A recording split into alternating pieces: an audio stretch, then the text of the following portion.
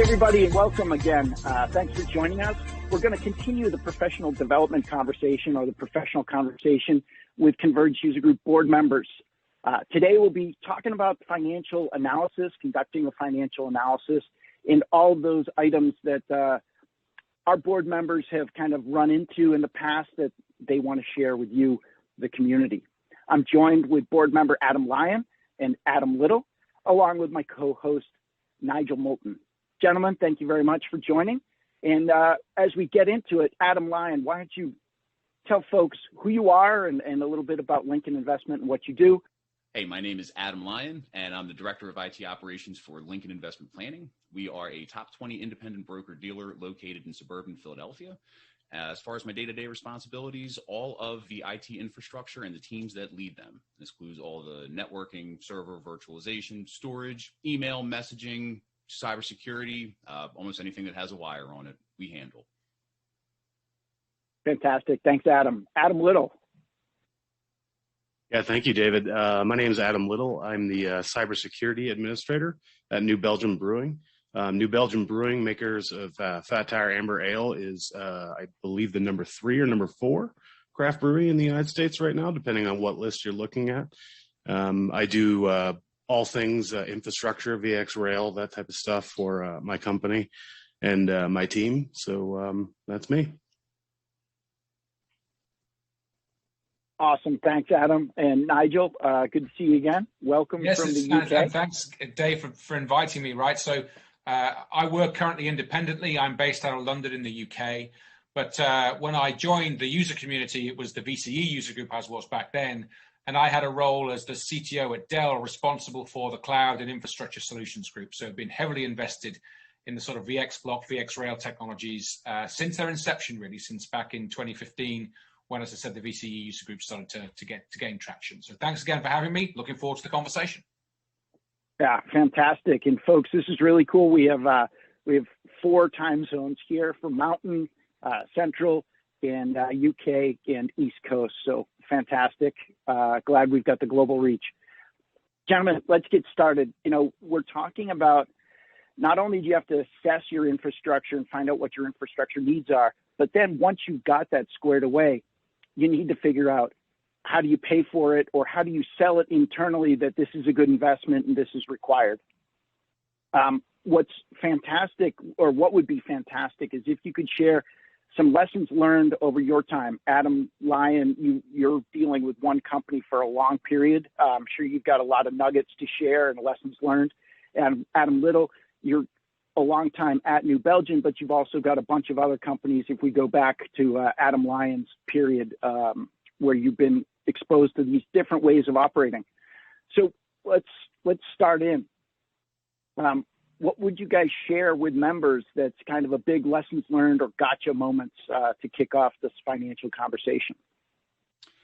I think one of the biggest lessons learned that throughout my entire time at Lincoln that I've seen going through, the financial planning and approval process has been the hidden costs and the incidentals, the things that you might not think of right up front.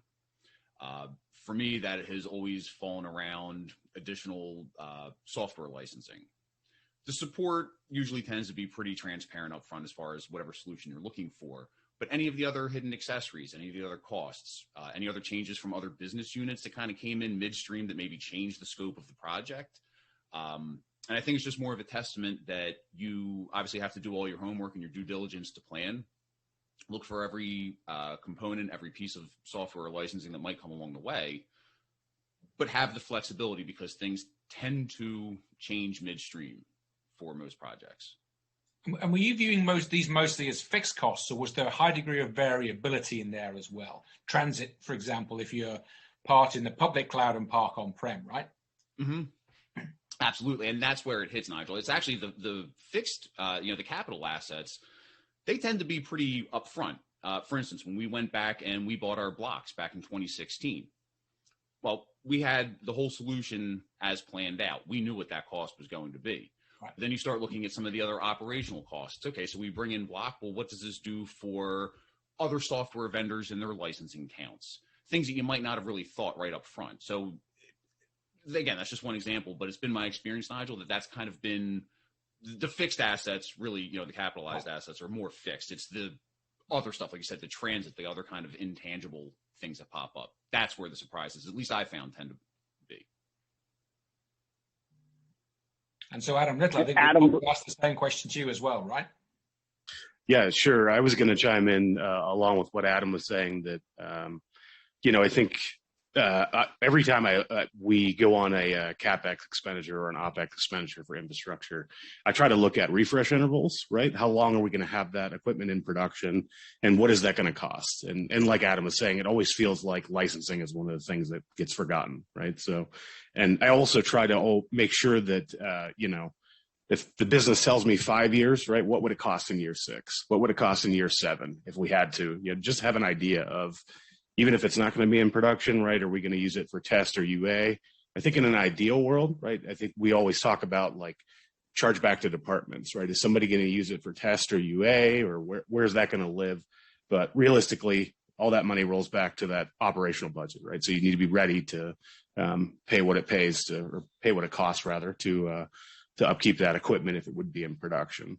But generally speaking, most places I've worked, we try to plan for what is the production window of that hardware, right? And then if it rolls down, understand that in, you know, year 3 or year 5, whenever you're going to refresh it, you're going to be making a new spend or a new order for production hardware.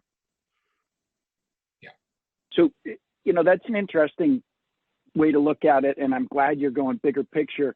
One of the things that a lot of people kind of cookie cutter is this is a capital asset, so it's 5 years. Is that still true, guys, or has that changed, and have things accelerated so much that actually you should be looking at it or preparing for like a shorter period for 3 years? Is that company dependent, or is that more industry, the direction of the industry? Any thoughts on that? Well, I can say, at least from my standpoint at Lincoln, you know, we tend to use the 5-year average window. I mean, that seems to be the relative industry standard as far as any kind of CapEx expense or anything, you know, big fixed hardware purchases that are coming in.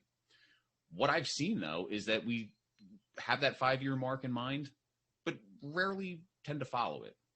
It seems to be more of what is happening at the business, you know, the strategic level, that's going to drive what happens. You could have every plan to bring something in for 5 years and refresh it afterwards. And then again, you get thrown a curveball, just kind of like the licensing through the initial purchasing aspect.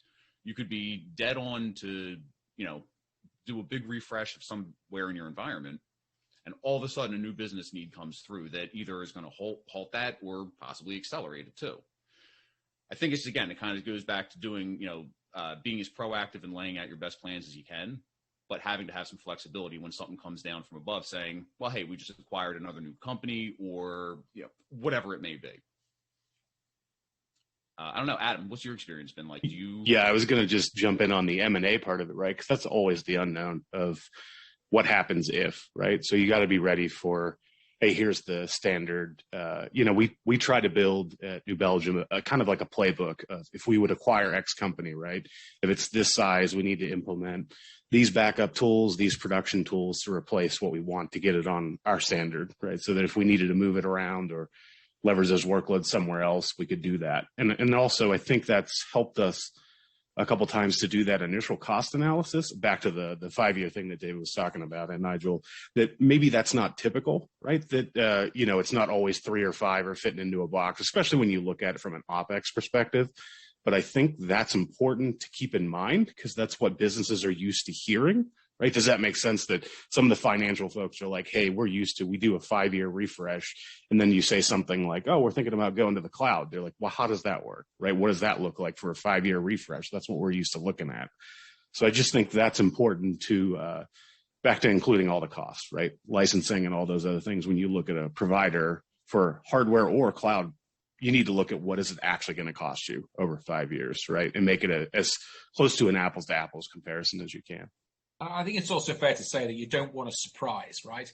These are depreciating assets. The finance group is going to work on a depreciation window, which is, you know, kind of set. So as part of the acquisition process, particularly on a capital project, you're going to set it at a 5-year window, right?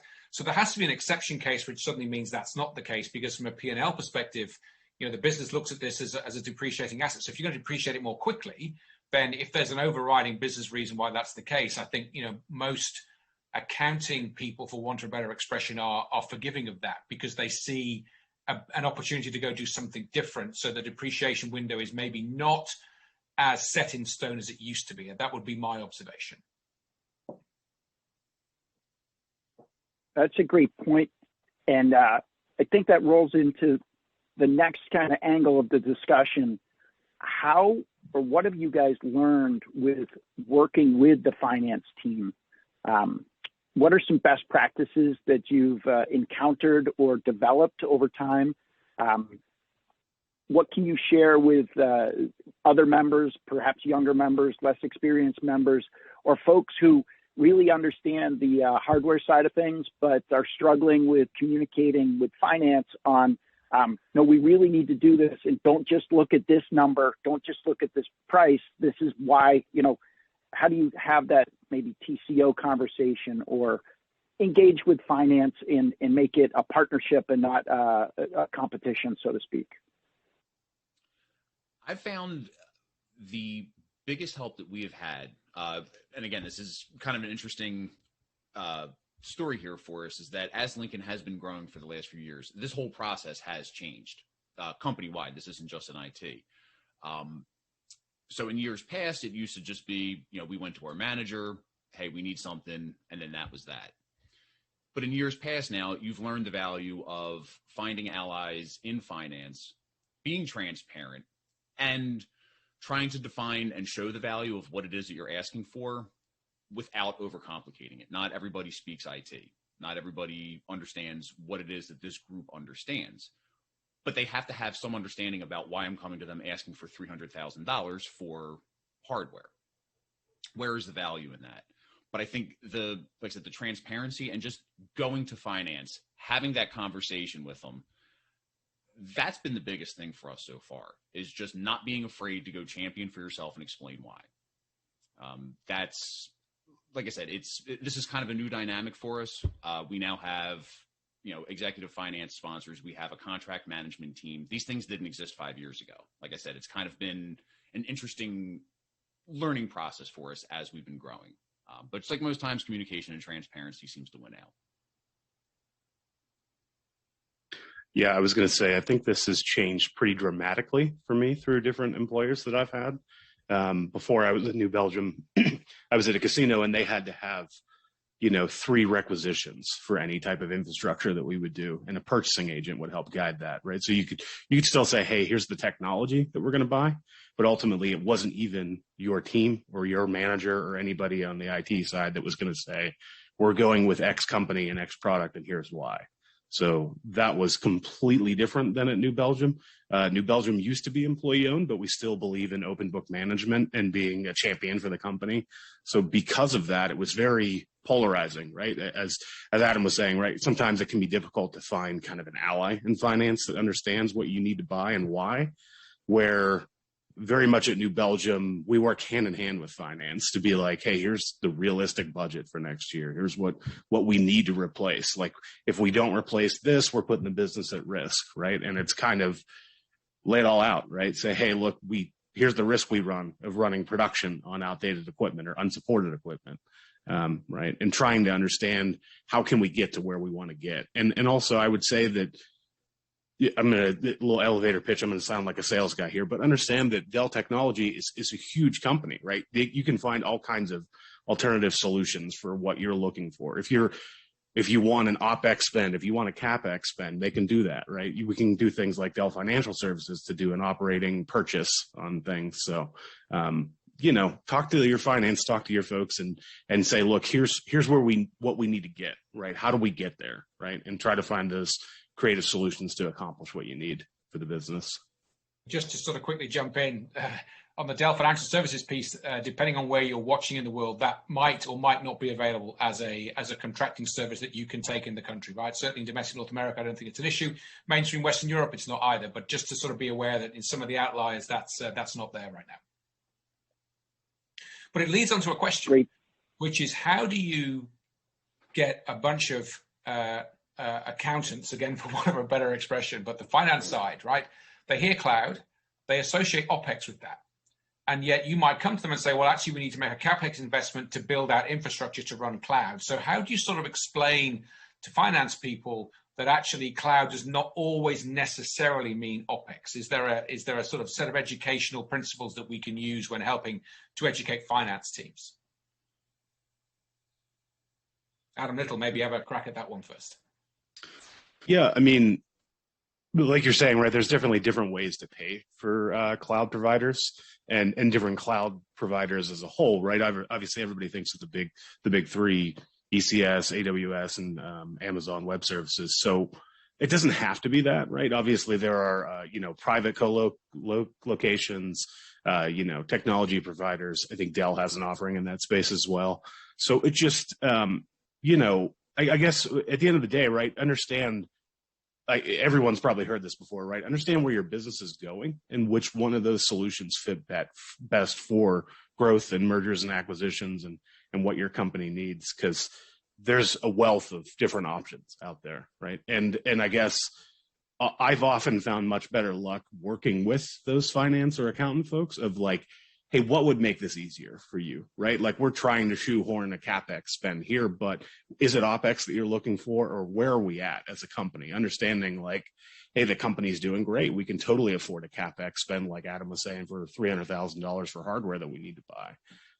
At least 2 or 3 times in my career at New Belgium, we've been in a situation where our fiscal year is looking well enough that we could go and talk to finance, and finance would say, hey, back to depreciation and amortization of different assets, can we push this CapEx spend from Q1 of 2021 into 2020, right? Or can we move this around? I know you're going to need it next year, but can we go ahead and get it on the books now? Or vice versa, right? Hey, we need to do this in Q4, but we don't really have the money. Can we do it in Q1? And that's where I think having a healthy relationship with your finance team can help facilitate that and build trust to get you more of what you need, right? Whenever you're trying to have those tough conversations on how to purchase these things. That's a great point, Adam. Like you said, the transparency and the relationship that you have with finance kind of opens up some of those avenues for some of those more creative ideas. Like you said, if you need a purchase to hit at the end of the year or maybe get pushed into the beginning of the next year, if you don't have that good relationship with finance or the executive team, that option might not be on the table. But to your point about the CapEx versus OpEx, Lincoln is a little bit different in that regards. There's a little bit more clear-cut distinction between what is going to be CapEx and what's going to be OpEx. And that's really been driven more internally, than anything else industry standard. And I'm saying this, we don't really have a huge public cloud offering or footprint right now, rather, at this point. So everything we do, as far as anything would be considered, cloud, is our private cloud and our blocks up and our colos. Still, certainly OpEx expenditures, but for us, that's always kind of been a dividing line of more software and licensing OpEx. So, I mean, kind of, Nigel, back to your original question here, we haven't really been faced with that right yet, as far as how do you explain that cloud might be CapEx? Well, we haven't quite crossed that bridge yet, but I'm sure, obviously for everybody on this call and all the viewers here, this might be a little bit different situation. But, Adam, one of your big points here again, what is the business? What is the strategy? What are the initiatives? Where are you going? And just be transparent and communicate with everybody else, but especially finance when it comes down to it. Fantastic. Adam, we're approaching our time limit here. Thank you for your insight and sharing your lessons learned with the members. Nigel, before we go over to handle the live chat for more Q&A, give us a wrap up. What did you hear? Okay, so I think from the experience of the 2 Adams on this call plus my own, these have been historically CapEx conversations, and there is a set of rules by which I think the finance group assesses CapEx decisions, the amortization, the P&L, the way in which that product over its life cycle still has value to the company from a financial perspective. So one is understand CapEx, but there's variability in the rules. 2, we are moving to a CapEx and OpEx world. So here, the use of cloud technologies, to Adam Little's point, can sometimes be taken from off-premise worlds as well as on-premise worlds. So I think for those of us watching, you are likely to have a set of conversations with finance where you are explaining the fact that the cloud operating models on the OPEX side also potentially have a blend of CapEx in them. And thirdly, and I think argue the most important lesson, is be friends with these people. Engage them in conversation, talk to them, make sure they understand the reasons why you're asking for the investments that you're asking for, because having these folks on side is super, super important. And secondly, I think it shows respect for the fact that IT is able to cross the bridges in different parts of the organization to make sure its case is well understood and well heard, because then everybody gets the best out of it. IT is best able to serve the business, and the business understands why IT is asking for some of the things it's asking for. So that'll be my sort of 90+ second takeaway on this one. Fantastic. Again, gentlemen, thank you for joining. Folks watching, we're going to have some chat time now where you can ask questions. And also, if you enjoyed this, please tell somebody else, spread the word about the Converged User Group. If you didn't enjoy this, please tell us. Reach out to member services at convergedusergroup.com. Let us know how we can do a better job sharing the sense of community and sharing best practices and lessons learned for the CI and HCI marketplace and community. Thanks again for joining. We'll take the questions soon, and be well. Bye.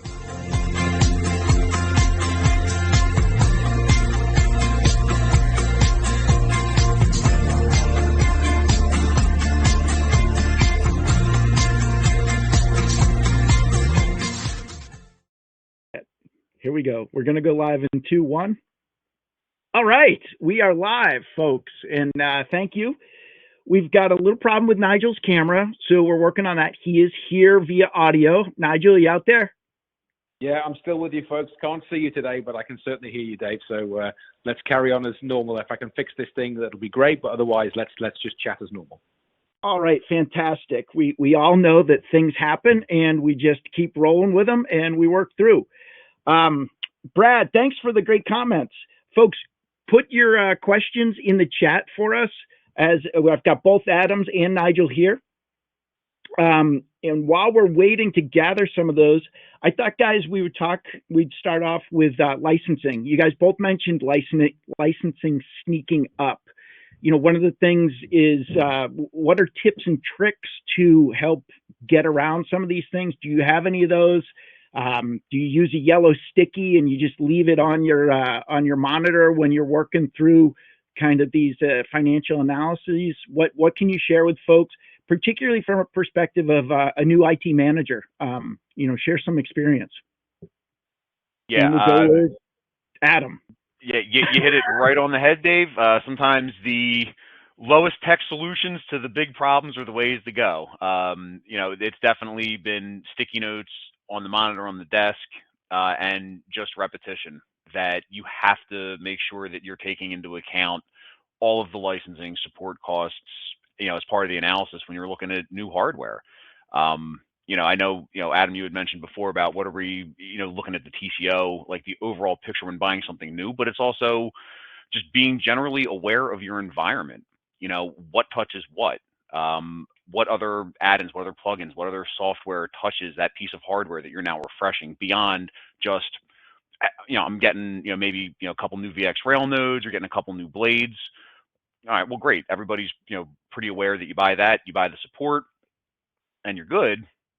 But what else does that mean from, VMware costs, Microsoft costs, whatever it is? It's just that general awareness of your environment and what that means, and making sure that you're accounting for those costs and coming prepared to the table when you're making the ask. So that way, you try to cut out the oopses and surprises as you're going through.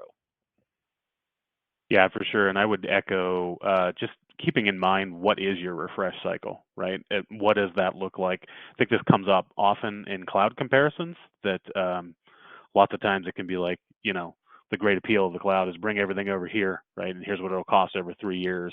And no one ever asks, what does it cost in year 4? What does it cost in year 5? Surprise, you got that really good pricing for the first 3 years, right? And in year 4, it's like double at a yearly level, right? That's very common in both public cloud providers and colo providers. So just keep an eye on that. That's something that has bitten me in the past of some places I've worked. So be cognizant of that, and then, be aligned with folks that refreshes are coming up, right? Plan for that accordingly and try to accommodate everything that you may overlook, right? Buying new hardware is an exciting time. Often you're excited to be able to just get that shiny new VX Rail or whatever it might be, and you're not thinking about, oh, is this going to affect my SQL licensing? Is this going to affect, RDS licensing, right? Because instead of having 4 hosts, I have 12, right? I don't know, as an example. Those are just things to keep in mind, and don't forget about that, right? Try to plan as best you can, and try to mitigate those surprises, as Adam was saying. Yeah, and Adam, as you were talking there, you talked about, well, what's your refresh cycle? What happens in year 4, year 5, or year 6, year 7? Nigel, you find yourself in a position where you're at a new company and you've inherited something. Yeah. Let's talk a little bit about that. Yeah, so in my case, as part of the fractional work that I do, I have walked in as a CIO into a law firm here in the UK, and I have inherited a set of infrastructure equipment which is at the end of its serviceable life. And so the debate we're having internally now is whether we sort of extend the warranty on this equipment or whether we actually would then go out and purchase new, which is my actual preference, because the argument is that we have done all that we technically can with the equipment to sort of make sure that its performance envelopes are in line with the application that we're running, which is strictly run in-house, it's on-premise. And so as you go into the sort of next 2 years of life, I would much prefer to be in a position where we are replacing that technology rather than, patching it, for want of a better expression. And the other debate that we're having, internally, is we like capital assets because they are valuable to the business. We can borrow money against them. They are tangible assets. And so when you're having your conversations with the finance teams, having a sensitivity to the sort of CapEx, OpEx conversation per Adam's conversation earlier, right? If you're going to be all in on perhaps subscription-based cloud services, that is a major financial shift in the posture of the business. So make sure that you are prepared for a conversation where capital assets can be good and operational expense bad, or vice versa.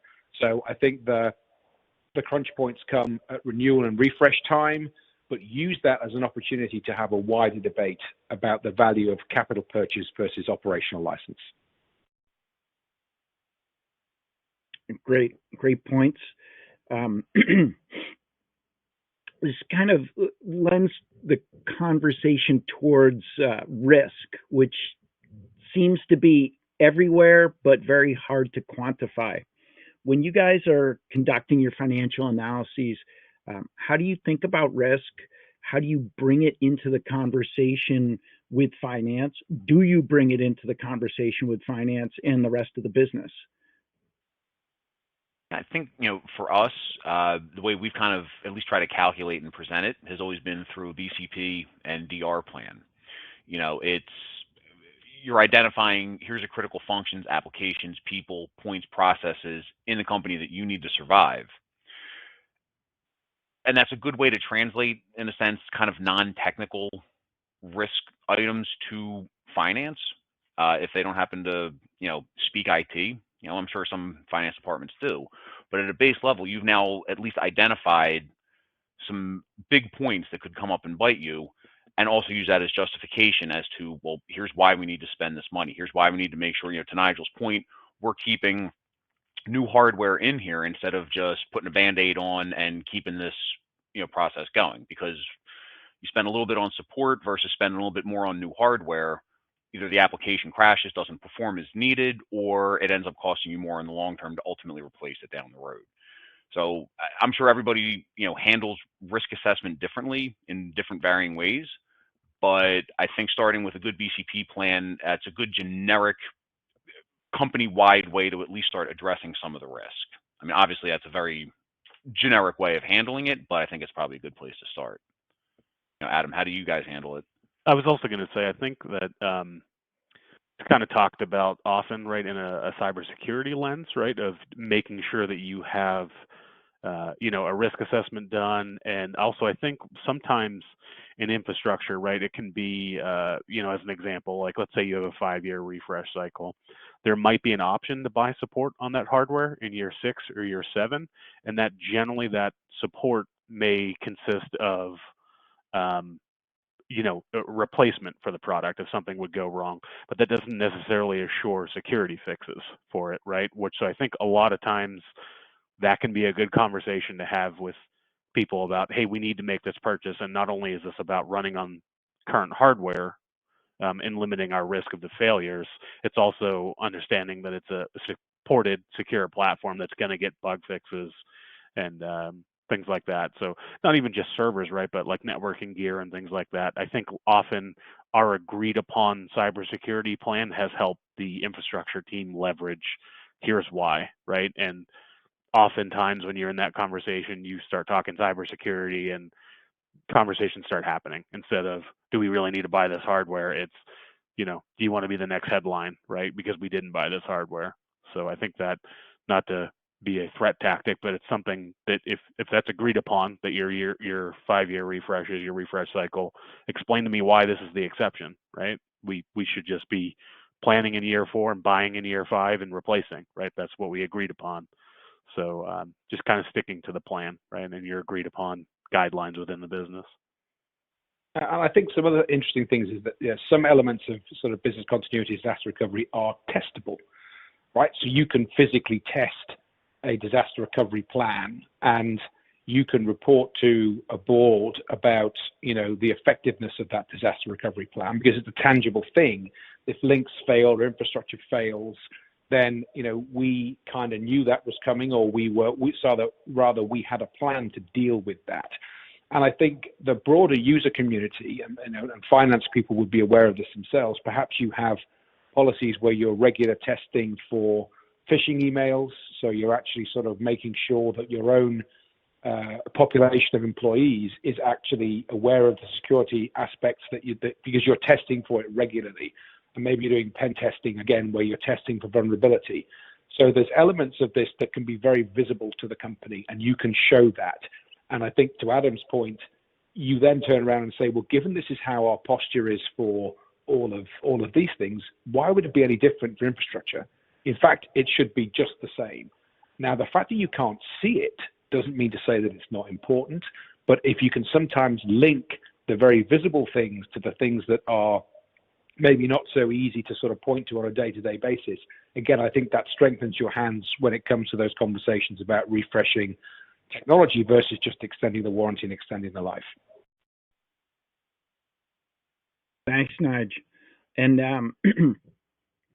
with that, how do you guys talk about yes, there's risk to do this, but there's risk to not doing this?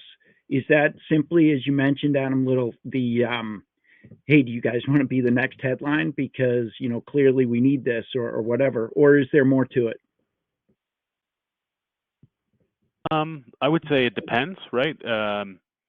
Obviously, you could start with talking about that, but I think it's really about starting a dialogue, right? And any of these things, business 101 is everything's a negotiation, right? Making sure that you're with your team and trying to do what's right for the business, right? It doesn't always need to be, why does IT need to spend this?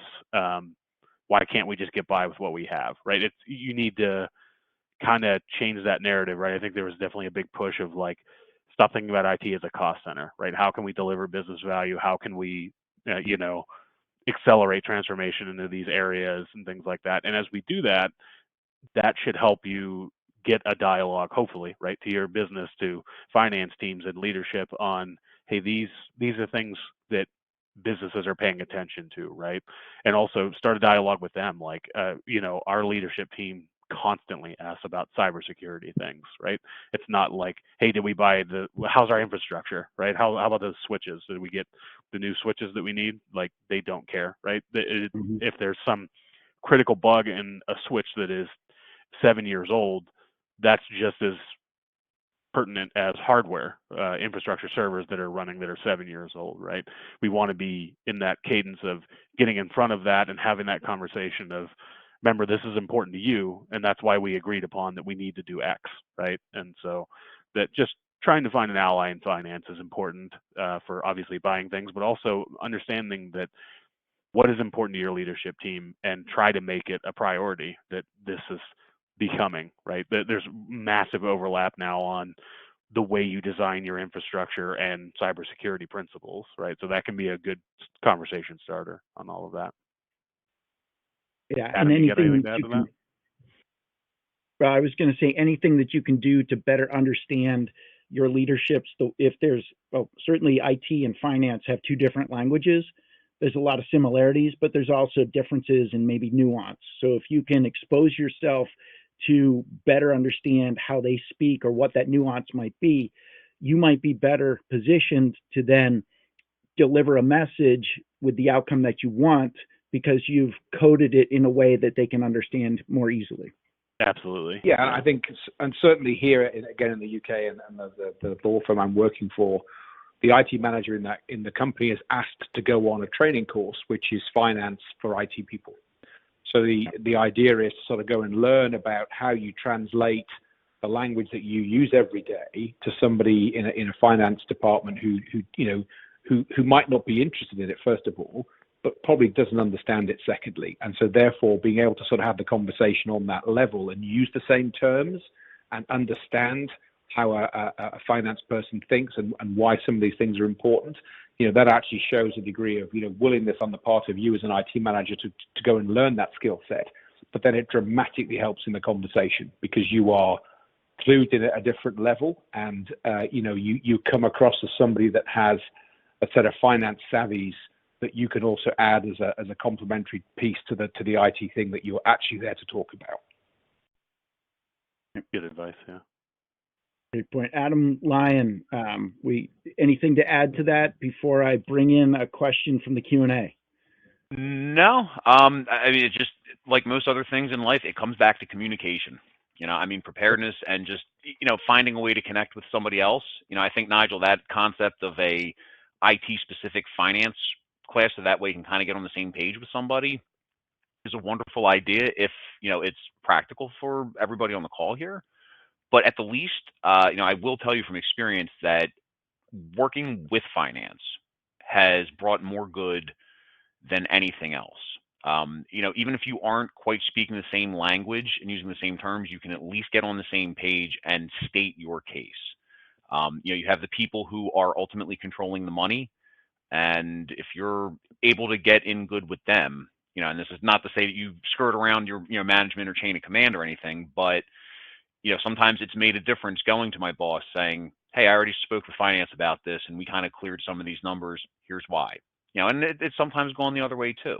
But I think just be open, be prepared, and just start having the conversation. And that will go a long, long way. Great advice. Great advice. We have a question. In fact, two questions in the Q&A now that I've figured out how to work the Q&A. Gentlemen, any do's, don'ts for organizations transitioning from 3-tier to HCI at the same time as they offload some key workloads to hyperscalers? So, transition from 3-tier to HCI and probably rationalizing the work off to the hyperscalers. Do you recommend any centralized management security considerations across the hybrid infrastructure? So there's a lot there. Please dive into anything that you want to start with. We'll go with Adam Lyon. All right. Well, or I mean, let's bring this guy back up here. I think it's just being aware where your data lives, where your processes live, what's interacting with them. I will tell you as somebody who has not made the jump to HCI at this point, I can't really speak as an SME going to HCI, but, being currently in the 3-tier right now, I think no matter where you're, are you on-prem, are you multi-cloud, you hybrid, whatever it is, just understanding application performance, security, and how everything interacts. If you're moving to an HCI environment, I mean, fundamentally, I think at the end of the day, you still have compute, storage, network. It's all still there. It's laid out differently. I think understanding your lifecycle management and the differences, going to HCI as far as how that LCM works. Another big piece to be aware of, but I think generally it's just understand, and this kind of ties back into a BCP plan. What are you running? Where are you running it? How are you running it? who's consuming it. I think as far as security is concerned, that's probably, and Adam, I'm sure you're probably way more apt to speak to the security side of stuff here, but just understanding your environment, and understanding your workloads and where it's being used and where it's being run. Yeah, I mean that's just the general awareness. I can't imagine that the security aspects, Adam, unless you know something else, moving from 3-tier to HCI fundamentally changes. As far as your user behavior. I guess the question here is, Adam, Adam Lion, you're running VX blocks, right? Mm-hmm. And you have for a while. So is that truly 3-tier or is that integrated? That's a question, because you're getting a lot of that is already pre-done for you. But it does seem like this is a kind of how do you modernize your infrastructure question. Adam Little, what do you think about that? Yeah, I mean, we have made the jump. We are all in on HCI, VX Rail at all of our sites. So I think one of the considerations that hopefully will answer good on this question is just try to think about where you're going, right? Infrastructure is kind of a journey of, are you going to lay down some sort of virtualized networking? Do you care about micro-segmentation? Do you care about site-to-site, SD-WAN, any of those types of things? Don't have that be an afterthought of we've taken all of these VMs that used to run on a traditional architecture and we just failed them over and they run on HCI, and isn't that great, right? That's not the full story, right? And I think one of the things there too that's helpful is whether it's an HCI or a pseudo HCI, like a somewhat converged infrastructure, if you are doing what you're supposed to be doing and it's deployed correctly the way that it needs to be run, there is an element of there's kind of a security bump there, right? Because it's done within VMware's, or if you're using somebody else, right? It's done within their best practices specs for that deployment, where often one-off deployments or 3-tier deployments, because that's more manual, right? Is it always done exactly the way it should be? Do you have the right, routing, firewall rules, all of that in place if you need to do some segmentation? So I think that for us, it's also been a conversation of, look, this 3-tier architecture is piecemeal, right? You can bring whatever SAN you want, you can bring whatever servers you want, you can bring whatever networking you want. As you move towards this, it's kind of helped that lifecycle management, but at the same time, we're lifecycle management everything, right? Like we know that as we add new nodes, that's supported. As we retire nodes, that can be BCP DR targets if we need to. You have a plan going forward for how that grows and how that is seamless. And then also, like a shameless plug of security, there's less things to patch, right? You're not, is this version of my SAN compatible with this version of my iDRAC on my, servers? There's just so many layers of, employee cost time of understanding the compatibility with a lot of that stuff that explain that as a benefit, because it is save time to the business. It is save time that you can work on something else. And a lot of people, it's late that we're bringing this to the conversation, but opportunity cost is a huge cost that is often overlooked. So that's something that should always be considered. Maybe it's the yellow sticky that you put on your next to your licensing costs on your monitor, but also opportunity cost. Hey, think about this, because is this the best thing you should be doing right now? Or the time that you have, because we only have 24 hours in a day, we should be sleeping some of that. That everybody's starting with that same amount. So what are you doing with that time? And are you and your people doing the most value for the company during that time? Often overlooked giant part of how do you quantify it? It's challenging, but it should always be maybe just the question of, hey, is this the best thing or the best place to spend the money? Or is that opportunity there? Gentlemen, we are getting close to time to wrap up. Nigel, you've been quiet. I hope you're still there. Yeah, gotcha. All right. Any final words from across the pond that you can bring back to the conversation? I like your risk register. Overall, it's a neat concept. Yeah, so I'll sort of wrap with that. The idea here, and certainly again, the firm I'm working with in the UK has a risk register. That risk register is company-wide, and on it is everything from sort of key personnel risks through to building risks, and IT is now being added to that register because people are realizing that a lot of the things that we've talked about over the course of the past sort of 15, 20 minutes actually are business risks. And so sometimes as an IT person, your job is to sort of quantify that, yes, whilst we're talking about infrastructure, we're talking about spending money on these things that are sometimes invisible to the business, they actually run the business. And to sort of be able to clarify that point with folks, I think really helps. And if you are able, through perhaps your CIO or somebody more senior than you in the business, to actually get a mentor in the finance group, I think that's another useful tactic that we probably haven't discussed here that much on the call. But having somebody in the finance group that you regularly spend time with, you know, not always on finance conversations, but I think having a sort of an entree into that organization through a mentor is again another way of sort of solving for how do I present my case in a language that is going to be accessible to people who don't necessarily get IT. So I think we've covered a huge amount of ground, and if I had to summarize, I'd sort of pick those sort of 2 points to sort of summarize. Thank you, Nigel. Adam Lyon, we'll move east to west. Final words, final thoughts? Just always a great conversation. You know, I'm always curious to hear how, you know, what you're doing in your company stacks up with what other people are doing, which is why, you know, just having these conversations is always so valuable. There's always something new to learn. You know, like I said, to me, I will always go back and preach communication and transparency across the board about everything, and come as prepared as you possibly can. You know, I mean, you will never know everything, but you make your best plans to come in there as armed as you can, that what you're doing is the right decision for the business. You've got all your bases covered, and you're opening up those lines of communication. So that is it.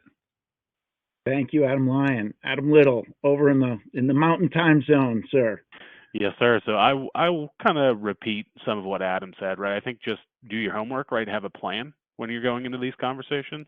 As Nigel said, like aligning on the language can be super helpful to finance folks and for yourself, right? Of like, what is important to your business, right? Does your company favor more OpEx spends or more CapEx spends? Like, does it depend, right? Is it amortized over all quarters, or is that something that they care about towards year end? Are they publicly traded? Right? There's a lot of variables to understand on all of this and how that plays out. And the more aligned you are to the way that your business works, the easier it's going to be for you to get your objectives accomplished, I think. So try to be aligned, right? And try to show value, right? Because we all want to get there. And then just keep in mind that there is an element of we got to get these done, or we assume a certain level of risk, right? And that's ultimately the keeping lights on unglorious part of being in IT, is that like we have to get these things accomplished, right? So yeah, keep your mind open on what can be an option, and remember too that there's always other options, right? If you need to be an OpEx purchase or a CapEx purchase, or you know, buying in a next year new quarter or something like that, right? Explore all your options. Awesome. Gentlemen, thank you so much. It's always a great conversation. Nigel, Adam, thank you for your time. Folks listening, thank you for your time. Thanks for joining us. These are available on demand as well on convergedusergroup.com. We've got a resources tab, news and resources tab. We also have in this console, the webinar.net console, there should be resources linked on the right-hand column, so you can sign up for future events. We have 2 more of these professional series coming as we get through the fall.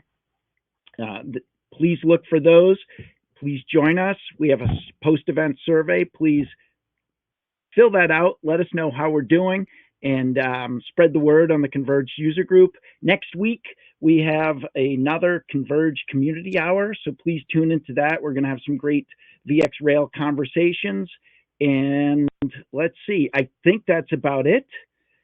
certainly for now. Okay, great. We've got a bunch of folks signing off through the group chat. Thank you. I'll put one more plug in for if you want to learn more about finance, corporate finance and valuation. Aswath Damodaran, we put that into the group chat.